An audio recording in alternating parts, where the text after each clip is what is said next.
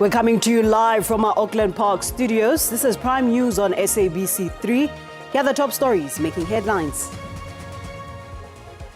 3 major syndicates that have appropriated about 2 billion meant for the healthcare at the Tembisa hospital. The Special Investigating Unit says the Tembisa hospital corruption has now ballooned to 2 billion rand. The main commodity of the cartel in question is illicit drug trafficking nationally and internationally, which is then coupled with contract killings. Crime intelligence boss has described the Big Five cartel as a sophisticated network which has not only penetrated the political sphere, but one that is allegedly engaged in illicit drug trafficking and contract killings.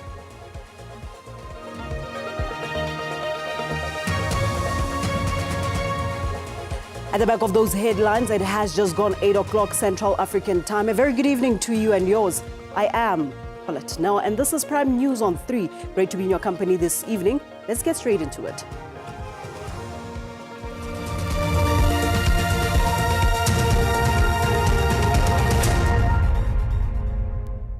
We begin here tonight. The Tembisa hospital corruption has now ballooned to 2 billion rand. This is according to the Special Investigating Unit, who released an interim report into the ongoing probe, which also revealed that 3 companies linked to a syndicate and controversial businessman, Vusimuzi Matlala, pocketed over 13 million rand. The SIU has identified 3 major syndicates that have allegedly misappropriated funds meant for healthcare at the Tembisa hospital.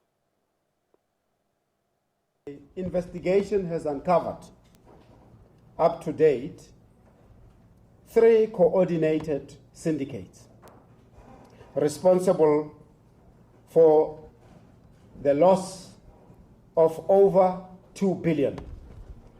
And I'd like to acknowledge at this stage, I'll still come back to that initially when the investigation commenced, at the instance is by referral from the Office of the Premier back in 2022, we had found at that stage that through the whistleblower and one of the many, and the main one that's known, it's Babita Diokran, and may her soul rest in peace.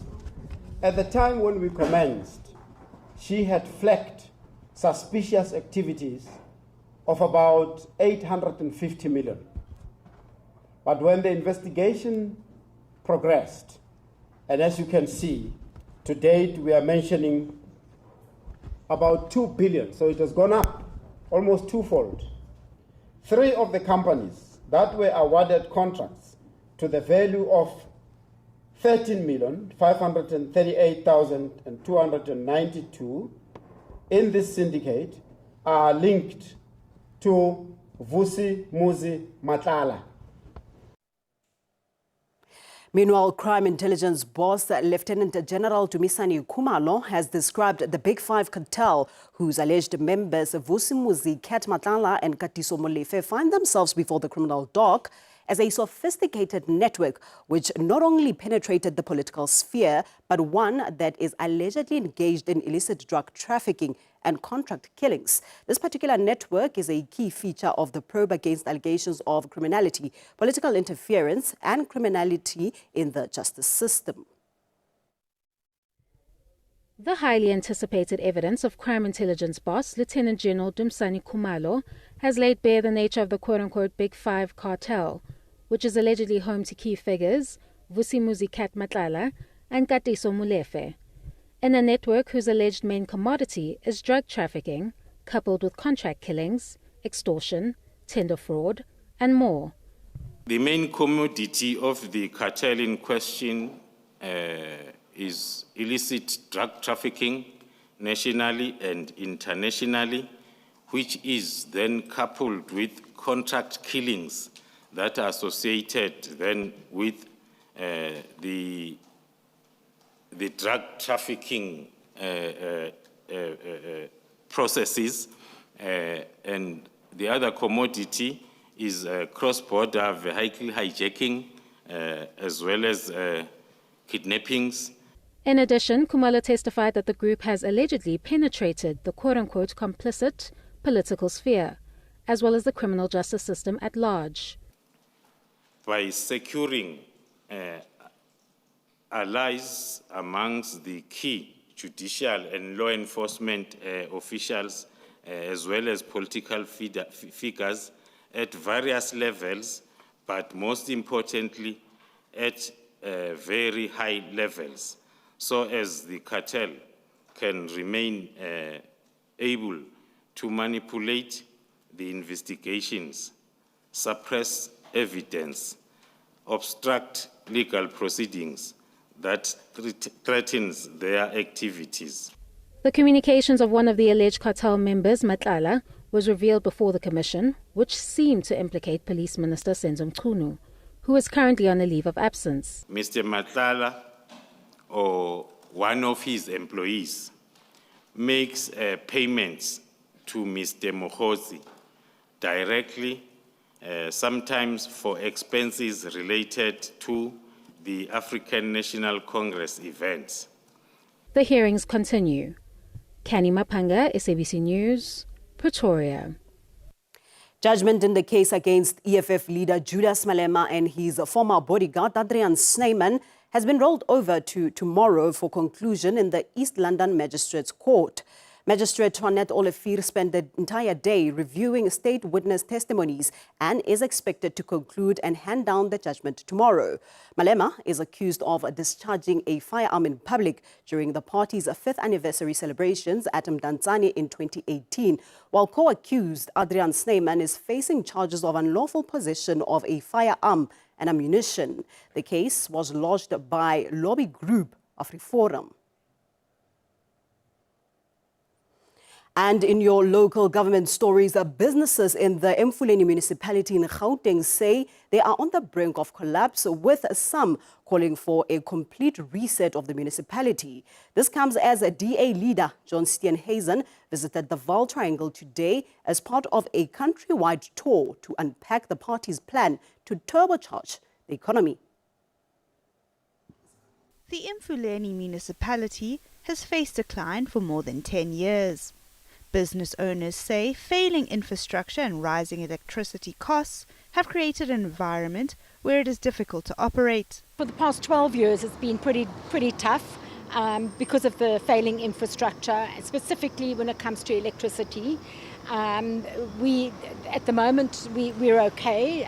We've had to install solar in order to survive. Had we not been able to do that, like most businesses are not able to, it would not be in our interest to stay in business in the Vaal Triangle. Niblet says there is a clear disconnection between the municipality and its residents, with little transparency over funds. The irony is that, you talk about the fact that you're paying far more, but you're getting far less.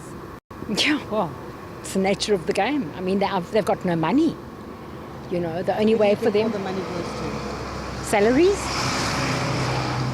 motor cars. With businesses in the area feeling the pinch, DA leader John Steenhuisen says it is a clear sign of dysfunction when a municipality's biggest contribution is paying salaries. So what government, and if you look at the basic objects of local government in our constitution, service delivery and provision, say local safety and local economic development. Those are the basic building blocks of any local government, and this municipality is doing none of those things. Zara Groenewald, SABC News, Johannesburg.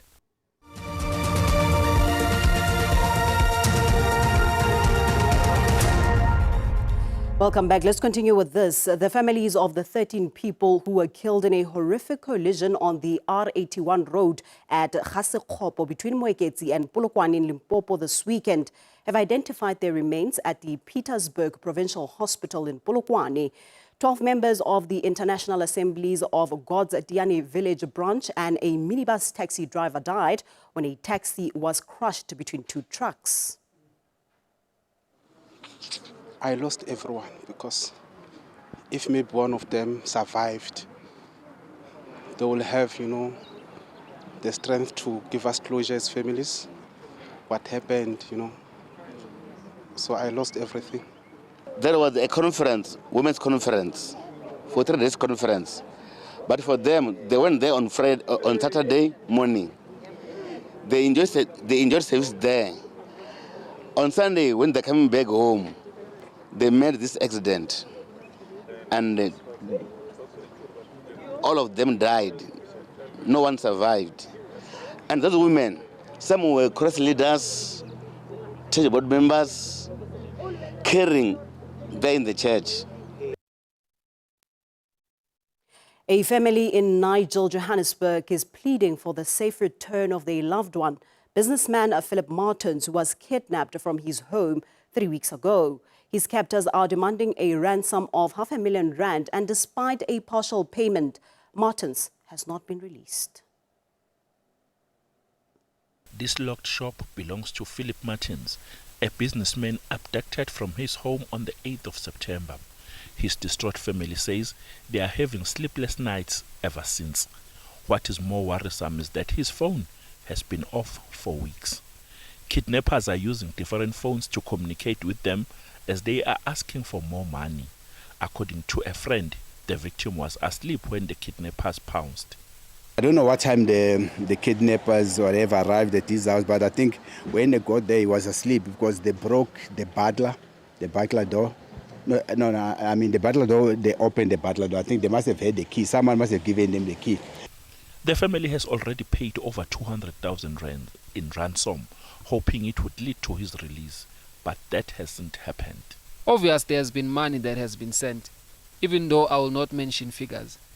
There has been money that has been deposited, with the hope that someone would be returned, because in some other cases, people do deposit money and they get released. A specialist investigator, Mike Bolhais, says the situation should not have been handled by family and they should not have paid the ransom. Would not have paid money until there was proof of life, because that could be the other problem, that the man was killed. Calvin Dludla, SABC News, Niger.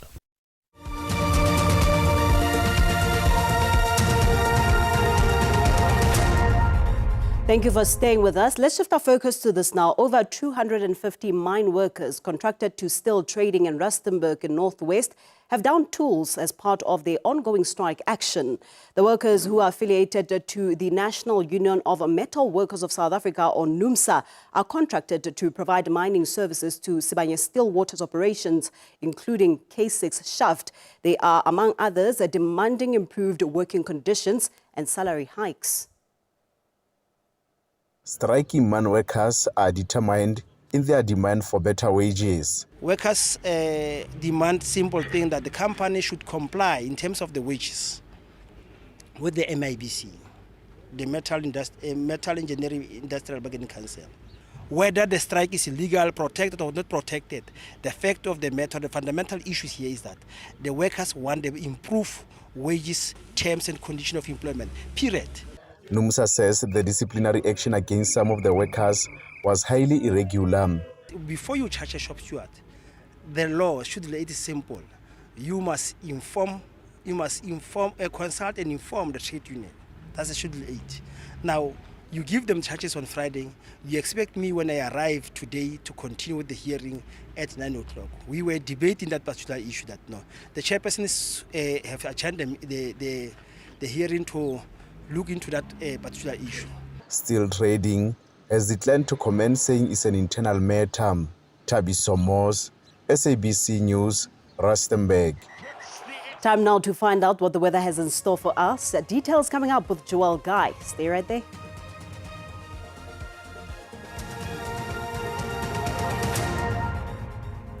Good day and welcome. Let's take a look at what to expect weather-wise for today as well as tomorrow. Clear skies in places over the Northern Cape.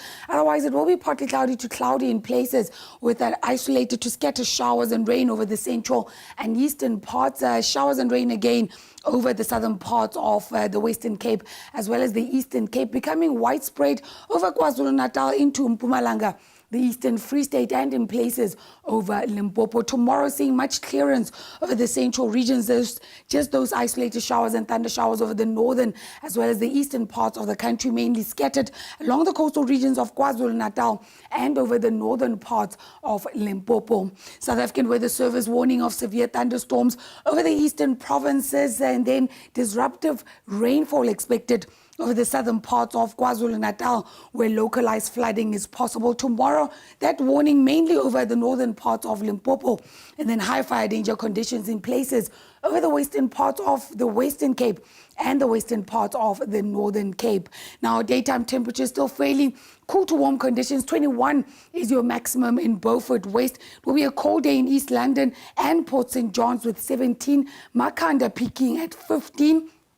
24 is your maximum in Bloemfontein. Kimberley expecting a maximum of 25. It will be a cool day in Sutherland with a high of 23. That's your weather. Just stay tuned to SABC News.